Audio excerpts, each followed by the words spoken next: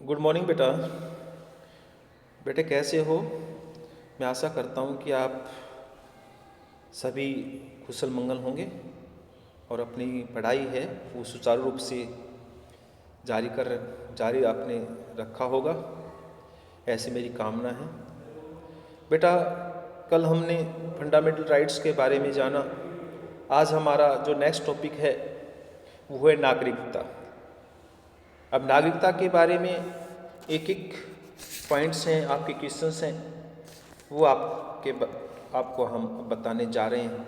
तो सबसे पहले नागरिकता क्या है, नागरिकता का क्या अर्थ है? आज नागरिकता केवल राज्य के प्रशासन में भाग लेने वाले को प्राप्त न होकर बल्कि निवास के आधार पर प्राप्त होती है। जहाँ जो व्यक्ति रहता है, जो निवास करता है, वहाँ उस क्षेत्र या उस राज्य का वो नागरिक बन जाता है। समस्त व्यक्ति बिना जात पात, लिंग या ग्राम या नगर के निवास तथा संपत्ति के भेदभाव के बिना आधुनिक राज्यों के नागरिक माने जाते हैं। राज्य के प्रशासन के प्रत्यक्ष तौर पर भाग लेना अनिवार्य नहीं है। नागरिकता उस वैधानिक या कानूनी संबंध का नाम है जो व्यक्ति को उस राज्य के साथ जिसका वो नागरिक है संबंध करता है। एक थिंकर हुए हैं लास्की ने बताया है कि अपनी सुलझी हुई बुद्धि को जनहितों के लिए प्रयोग करना ही नागरिकता है। क्या कहा है? अपनी सुलझी हुई बुद्धि को जनहितों के लिए प्रयोग करना ही नागरिकता है। अब गैटेल एक विचारक हुए हैं, उसने कहा है कि नागरिकता व्यक्ति की उस व्यवस्था को कहते हैं जिसके कारण वह अपने राज्य में राष्ट्रीय और राजनीतिक अधिकारों का प्रयोग कर सकता है और कर्तव्य के पालन के लिए तैयार करता है, उसको हम नागरिक कहते हैं। अब देखिए, नागरिकता और विदेशी में अंतर, इसमें एक एक करके हम क्वेश्चंस को डिस्क्राइब करेंगे। फर्स्ट क्वेश्चन आपका जो टेक्सुअल है कि राजनीतिक समुदाय की पूर्ण रूप और समान सदस्यता के रूप में नागरिकता में अधिकार और दायित्व दोनों शामिल है। समकालीन लोकतांत्रिक राज्यों में नागरिक किन अधिकारों के उपयोग की अपेक्षा कर सकते हैं? नागरिकों के राज्य और अन्य नागरिकों के प्रति क्या दायित्व बनता है? तो आंसर क्या बनता है? देखो बेटा, समकालीन लोकतांत्रिक राज्यों में एक नागरिक सामाजिक या नागरिक अधिकार, राजनीतिक अधिकार तथा आर्थिक अधिकार उपभोग की अपेक्षा कर सकता है। यानी कि एक नागरिक की अपेक्षाएं क्या हैं कि वो उस जिस क्षेत्र में रहता है उसको सारे अधिकार हों, वो प्राप्त हों। नागरिकों को नागरिकों का कर्तव्य बनता है कि वो राज्यों के प्रति वफादारी करनी चाहिए, कानूनों का पालन करना चाहिए, संविधान का सम्मान करना चाहिए, राष्ट्रीय ध्वज का सम्मान करना चाहिए, करों का भुगतान समय समय पर कर देना चाहिए और मताधिकार का उचित प्रयोग करना चाहिए। एक नागरिक के ये गुण होते हैं। एक नागरिक को दूसरे नागरिक के सुख दुख में शामिल होना चाहिए, दूसरों के अधिकारों में हस्तक्षेप नहीं करना चाहिए तथा दूसरों के प्रति दया की भावना रखनी चाहिए। अब नेक्स्ट क्वेश्चन जो है, सेकंड क्वेश्चन जो आपका बनता है, सभी नागरिकों को समान अधिकार दिए तो जा सकते हैं, लेकिन हो सकता है कि वे इन अधिकारों का प्रयोग समानता से न कर सके। इस कथन की व्याख्या कीजिए। यह कथन सही है कि सभी नागरिकों को समान अधिकार तो दिए जा सकते हैं, परंतु यह संभव है कि सभी लोग इन अधिकारों का प्रयोग समानता के आधार पर नहीं कर सके। समाज में अमीर एवं गरीब दोनों वर्गों के लोग होते हैं। अमीर वर्ग के पास उचित संसाधन होते हैं जिसके कारण वे अपने अधिकारों का उचित प्रयोग कर लेते हैं, परंतु गरीब वर्ग के लोगों के पास अपने अधिकारों का प्रयोग करने के लिए उचित संसाधन नहीं होते, क्योंकि गरीब है वो पूरी जानकारी उसको प्राप्त नहीं होती। नेक्स्ट क्वेश्चन बनता है, भारत में नागरिक अधिकारों के लिए हाल के वर्षों में किए गए किन्हीं दो संघर्षों पर टिप्पणी लिखी। इन संघर्षों में किन अधिकारों की मांग की गई है? देखिए बेटा, भारत में हाल के वर्षों में महिला आंदोलन, अन्य सामाजिक आंदोलन तथा विकास योजनाओं से विस्थापित लोगों के आंदोलन चलाए गए हैं। महिला आंदोलन समाज में पुरुषों के समान अधिकार की मांग से संबंधित है, जबकि सामाजिक आंदोलन भेदभाव रहित समाज की मांग कर रहे हैं। नेक्स्ट क्वेश्चन आपका बनता है, शरणार्थी की समस्या क्या है? वैश्विक नागरिकता की अवधारणा किन प्रकार उसकी सहायता कर सकती है? बेटा, शरणार्थी की समस्या वर्तमान समय में एक महत्वपूर्ण समस्या बन चुकी है। सूडान, फिलिस्तीन, म्यांमार, बांग्लादेश जैसे कई शरणार्थी हैं। ये सभी लोग ऐसे लोग हैं जो अपने ही देश या पड़ोसी देश में शरणार्थी बनने के लिए मजबूर किए हैं। इसकी शरणार्थी बनने के बेटा बहुत से कारण होते हैं। कोई महामारी फैल जाए, युद्ध छिड़ जाए, कोई दंगा फसाद हो जाए, अकाल पड़ जाए, भूकंप आ जाए, तो जो लोग हैं, आम जनता है, वो अपने जीवन बचाने के लिए दूसरे देश में शरण लेते हैं, इसलिए इसको शरणार्थी कहते हैं।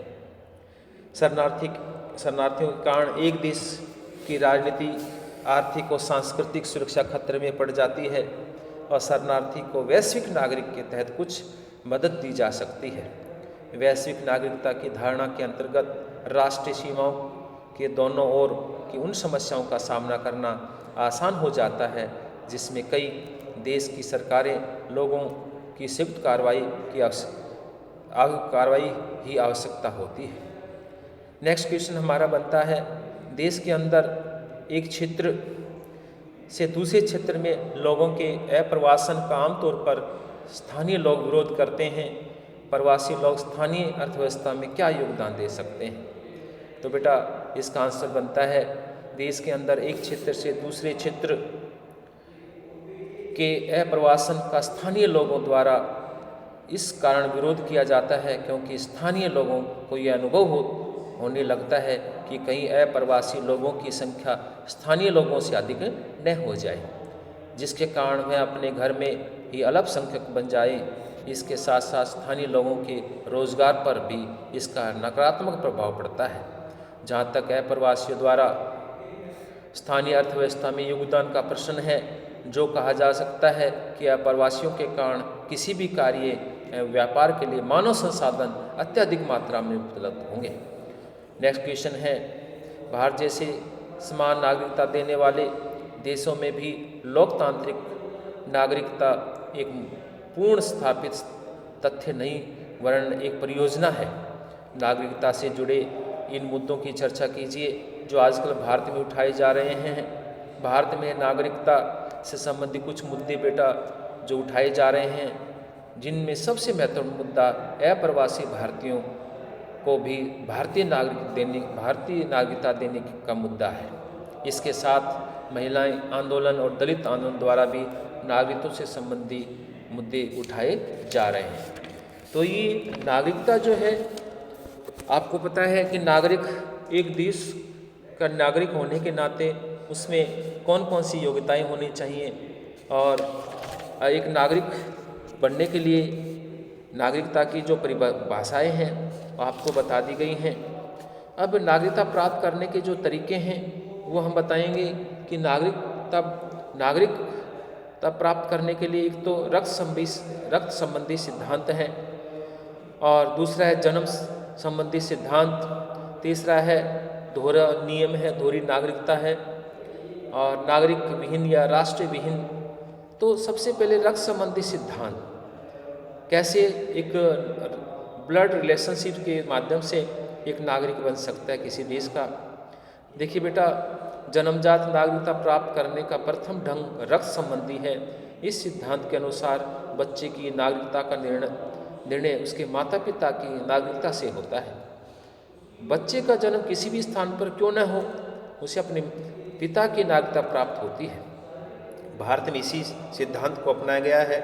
एक भारतीय नागरिक का बच्चा कहीं भी पैदा हो जाए, चाहे वो जापान में, चाहे अमेरिका में, वह भारतीय ही कहलाएगा। इसी तरह अंग्रेज का बच्चा कहीं भी पैदा हो जाए, चाहे वो फ्रांस में हो चाहे भारत में, अंग्रेज कहलाएगा। एक जर्मन का बच्चा चाहे कहीं भी उत्पन्न हो जाए, जर्मन कहलाएगा।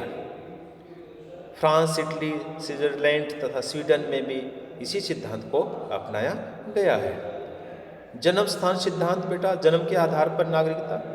इस सिद्धांत के अनुसार बच्चे कि नागरिकता का निर्णय उसके जन्म स्थान के आधार पर किया जाता है। इस सिद्धांत के अनुसार बच्चे को उसी देश की नागरिकता प्राप्त होती है जिस देश की भूमि पर उसका जन्म हो।